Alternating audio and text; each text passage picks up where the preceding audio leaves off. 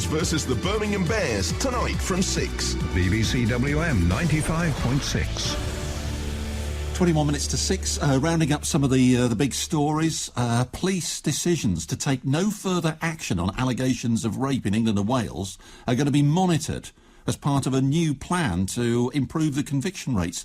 The Director of Public Prosecutions has come up with a new plan along with the police to ensure that rape cases focus on the behaviour of the suspect rather than the credibility of the alleged victim. Alex Brew from the campaign group Women Against Rape joining me on the show. Alex, good evening to you. Hello. Hello. Is this a positive step? You must look at it that way, I suppose. We don't actually. No? We think the police should already be monitoring what they do. The IPCC should be doing that.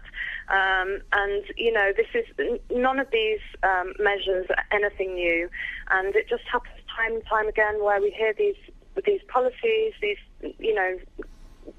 though there's something new there, and it absolutely isn't. Actually, what we find is that it makes it sound as though the CPS and the police are on the victim's side, when actually we find that they're not on the ground. I mean, these policies, they sound very reasonable, but in practice, what we find is that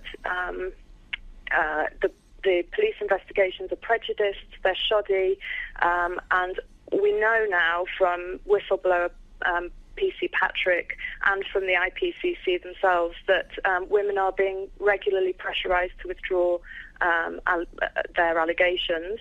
What we see is that when they're pressurised to do that, what happens is that they're gone after with real kind of vigour.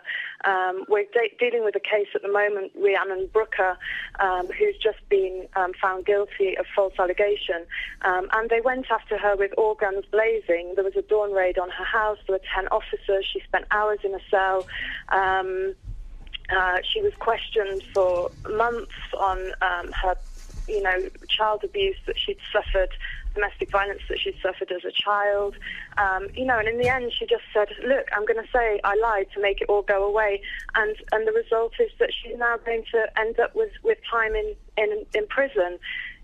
It's just horrendous, and to hear them put out this PR the day after that they've done that, it's just galling from our position. So what would you want to see done? What would you want to see changed? What should be happening? Look, I mean, we're not here to kind of lay out their policy for them. They should be doing their jobs. None of what is in this new action plan is anything new at all.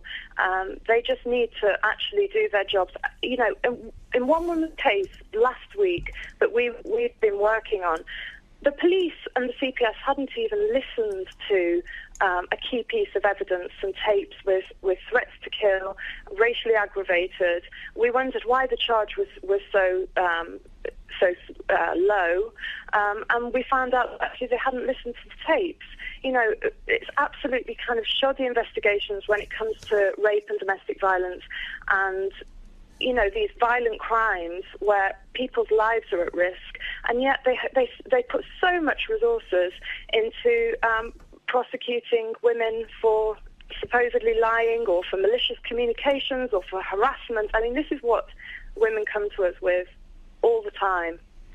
Alex Brew with some strong words from the campaign group Women Against Rape, talking about this new action plan. Alex, good to talk to you. Thanks for joining us on the show. 18 minutes to 6.